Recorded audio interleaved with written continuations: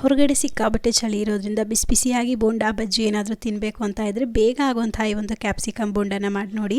ಮೊದಲಿಗೆ ಕ್ಯಾಪ್ಸಿಕಮ್ನ ನೀರಲ್ಲಿ ಚೆನ್ನಾಗಿ ತೊಳೆದು ಬಟ್ಟೆಯಲ್ಲಿ ಒರೆಸ್ಕೊಂಡು ನಾನು ತೋರಿಸೋ ರೀತಿಯಾಗಿ ಸೈಡೆಲ್ಲ ಸ್ವಲ್ಪ ಕಟ್ ಮಾಡಿ ಇಟ್ಕೋಬೇಕು. ಈಗ ಒಂದು ಬೌಲ್ಗೆ 1 ಕಪ್ ಆಗೋಷ್ಟು ಕಡಲೆ ಹಿಟ್ಟು, 1 ಟೀ ಸ್ಪೂನ್ ಆಗೋಷ್ಟು ಅಚ್ಕಾರದ ಪುಡಿ, 1/4 ಟೀ ಸ್ಪೂನ್ ಆಗೋಷ್ಟು ಅರಿಶಿನ, 1/4 ಟೀ ಸ್ಪೂನ್ ಆಗೋಷ್ಟು ಸೋಡಾ, ಹಾಗೆ ರುಚಿಗೆ ಎಷ್ಟು ಬೇಕೋ ಅಷ್ಟು ಉಪ್ಪು, 1 ಸ್ಪೂನ್ ಆಗೋಷ್ಟು ಅಕ್ಕಿ ಹಿಟ್ಟು, 1 ಸ್ಪೂನ್ ಆಗೋಷ್ಟು ಅಜ್ವೈನ ಸೇರಿಸ್ಕೊಂಡು ಚೆನ್ನಾಗಿ ಮಿಕ್ಸ್ ಮಾಡ್ಕೋಬೇಕು. ನಂತರ ಇದಕ್ಕೆ ಸ್ವಲ್ಪನೇ ನೀರನ್ನು ಸೇರಿಸ್ಕೊಂಡು ಹಿಟ್ಟನ್ನು ಸ್ವಲ್ಪ ಗಟ್ಟಿಯಾಗಿಯೇ ಕಲಿಸ್ಕೋಬೇಕು. ಆಗ ನಮಗೆ ದಪ್ಪ ಮೆಣಸಿನ್ಕಾಯಿಗೆ ಹಿಟ್ಟೆಲ್ಲ ಚೆನ್ನಾಗಿ ಹೊಂದ್ಕೊಳ್ಳುತ್ತೆ. ನೋಡಿ, ಈ ರೀತಿಯಾಗಿ ಟೆಕ್ಸ್ಚರ್ ಇರಬೇಕು. ಈಗ ದಪ್ಪ ಮೆಣಸಿನ್ಕಾಯಿನ ನಾನು ತೋರಿಸೋ ರೀತಿಯಾಗಿ ಕಡಲೆ ಹಿಟ್ಟಲ್ಲಿ ಡಿಪ್ ಮಾಡಿಕೊಂಡು ಚೆನ್ನಾಗಿ ಬಿಸಿಯಾಗಿರುವಂಥ ಎಣ್ಣೆಗೆ ಹಾಕಿ ಎರಡೂ ಸೈಡು ಈ ರೀತಿ ಬಣ್ಣ ಬರೋವರೆಗೂ ಬೇಯಿಸ್ಕೋಬೇಕು.